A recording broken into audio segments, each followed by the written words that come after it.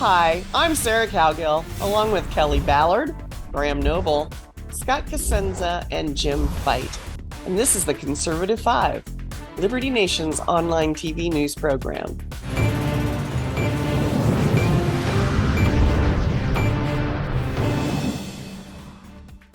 We are back to entertain you and share some political weirdness. Okay, that was redundant, but I'm powering through it in this episode of Just for Fun.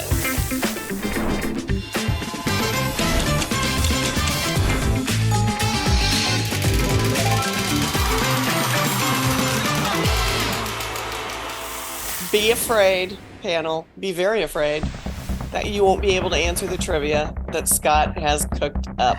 Whatever his game is today, we're going to find out the hard way. Take it away, Mr. Cosenza.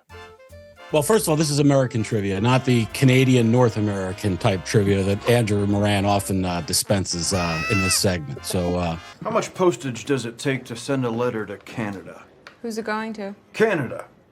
It says, "Dear Canada, you." USA, baby, I think number one, first of all, is the thing we have to say.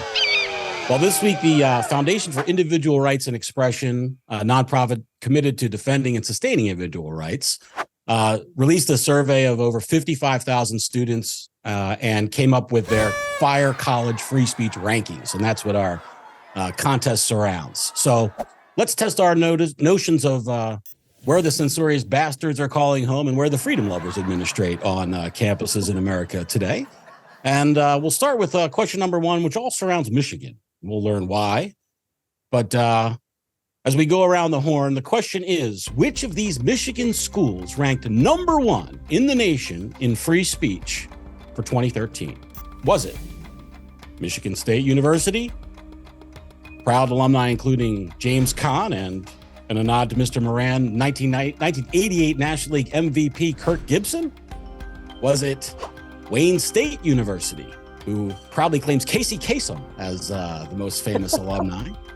Was it the University of Michigan, whose most influential alumni was probably 14th president of Yale University, James Roland Angel, an early proponent of eugenics? Congratulations, Yale. Or was it D, Michigan Technological University, whose Wikipedia page shows no notable famous alumni? I ask you, I'm going to go with that last one then.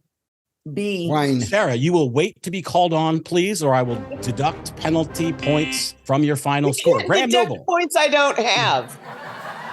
Immigrant. Okay, I'll be quiet. Graham. Oh, we're asked in turn. Okay, yeah. So I'm gonna go with Wayne, but I'm also gonna admit that's kind of a guess. Okay. Graham says B, Wayne State University. Kelly. B.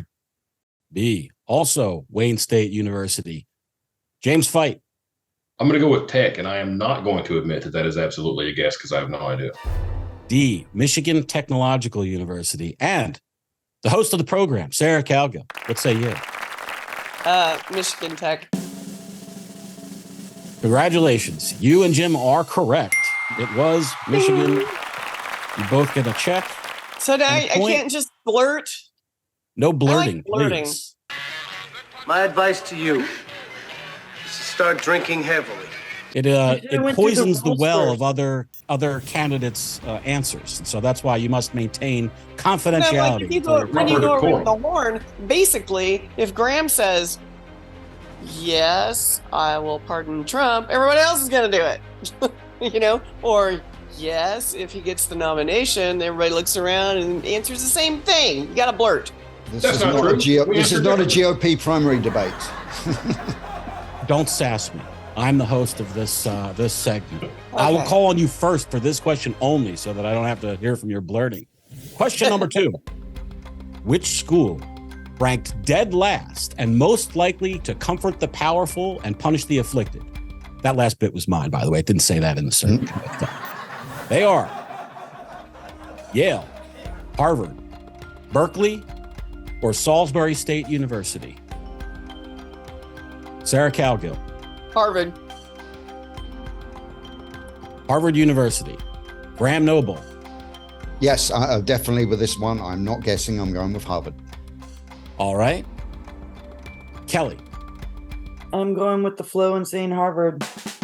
Go with the flow for the Crimson.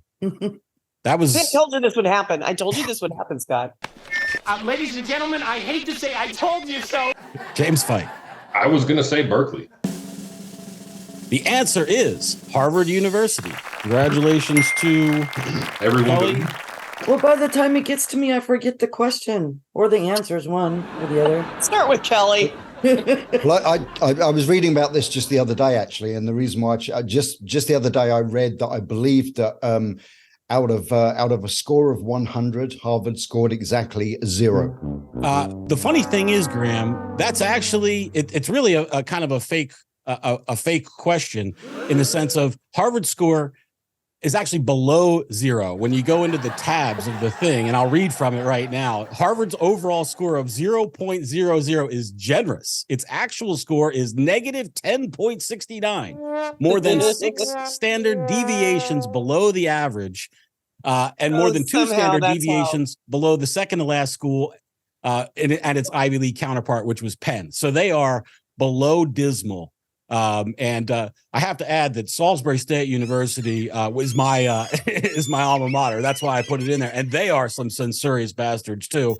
I was a victim survivor of this free speech codes even way back when dinosaurs roamed the earth, and I was an undergraduate student. So, I like that, Scott. You're a victim survivor because if hate speech can be violent, you can be a victim survivor of censorship. Absolutely. I have to write in for a refund. All right. Question number 3 as we plod along here. So far, Sarah's winning with 2 points. What? Although I might take one away for Sass. We'll have to see. I'm going to get a ruling from the judges on that. There's no negative numbers in this game. I make the rules. All right. Nope. Question number 3. What percentage of current university students said it was cool to physically block and prevent their fellow students from attending a speech they disagree with? Is it 1, 5%, 2, 25%, 3, 45%, or 4, 65%? Back to our normal order. Graham Noble. I'm going to go with, I'm actually going to go with 45%. All right. Kelly. 25%. All right. Jim. 45. All right. Sarah. Hell, I'll just go for 65 for fun. The answer is C, 45% of Woo! all the students surveyed. And that's a jump, I think, from like 30 some percent. So the shutters down, the what do they call it? The heckler's veto people, they are winning and big time winning. We now, 45, you may as well call it half of all college and university students in America think it's okay to physically stop their fellow students. Sometimes, by the way, they did say sometimes, so not all the time. No, I'm not. Very well. But that sometimes it's okay to physically stop them from attending a speech of somebody who's well, sure, because sometimes it's the wrong speaker, with. Right? Yeah. I think students in the 60s, they were experiencing that great movement of, hippies and Hare Krishna and alternative religions and, the Jesus freaks. I think they were so much more open to seeking and finding out than just going with the flow. I feel university students have completely lost touch with what they're in university for. I got some beers. Let's drink them, huh? Well, we talked earlier on about the left taking over institutions. Well, the first thing the left took over back in the 60s was the whole academy. Hippie movement. I mean, the hippies. I was going to say the academy. That was where the in terms of academia, institutions, I think started before the 60s. That's kind of where it started, right there. Yeah.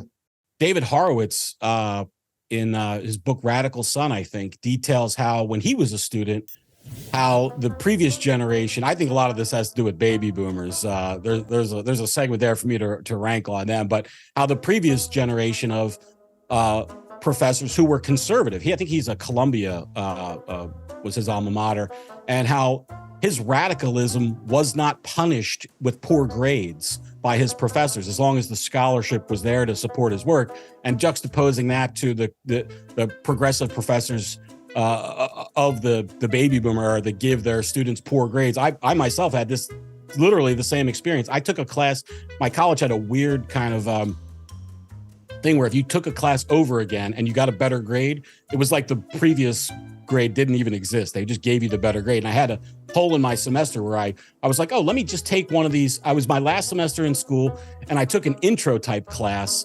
from a progressive, basically a communist professor. And instead of writing the things I wanted to write on my exam papers, I basically just wrote like Karl Marx is great and wise and power to the people stuff. And I got an A because I was rewarded for having the right politics. And so I don't think that, Horowitz was saying that they didn't do that back then. And now that's the case. So, well, I'm just going to tell you right now, I need an extra point because you hurt my feelings. You offended me.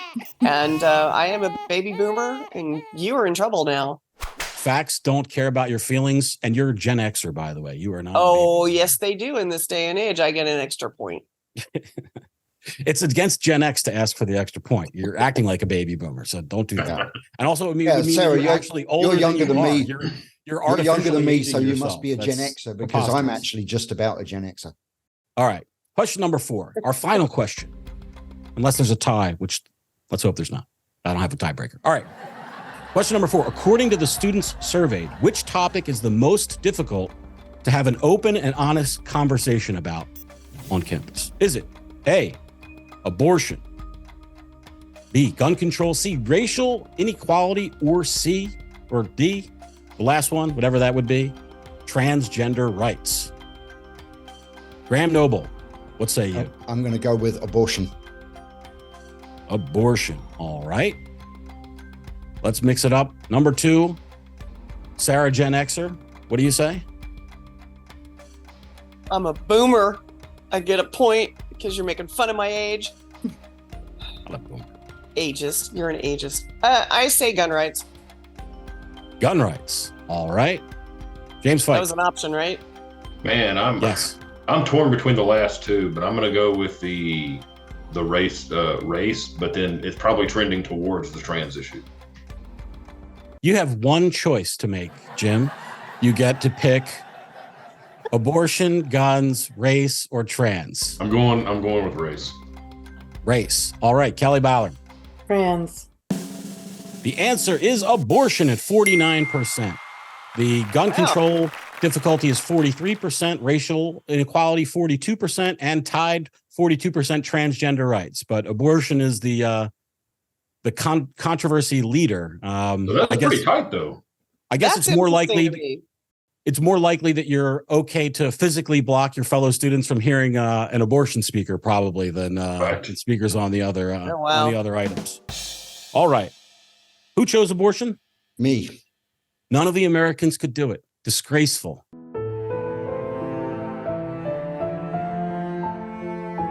We got to give this prize. I chose abortion, yeah. To this subject of the Queen and the King. Are you kidding me? That's what happened. Graham Noble, congratulations. You've won this. Graham is probably more American than the 4 of us put together. Absolutely. For those of us that are pro-immigrant, that are pro-immigrant, we have no problem. I like to say that being an outsider, there is less about this country that I take for granted than a lot of Americans. And a person whose home is perhaps the West's most restrictive free speech, anti-speech place, right? It's right up there. It's got to be right up there. It's shocking, really, what goes on there. You can actually get arrested for posting things on Facebook or on X that other people report as having offended them, and that is, I can barely believe that's even possible. God save the Queen. God save the Queen. All right, guys. Well, that's it for fun. I'm continually embarrassed by losing this game every week, but hey, Scott had fun. I won by not playing. It was fantastic. Thanks for watching.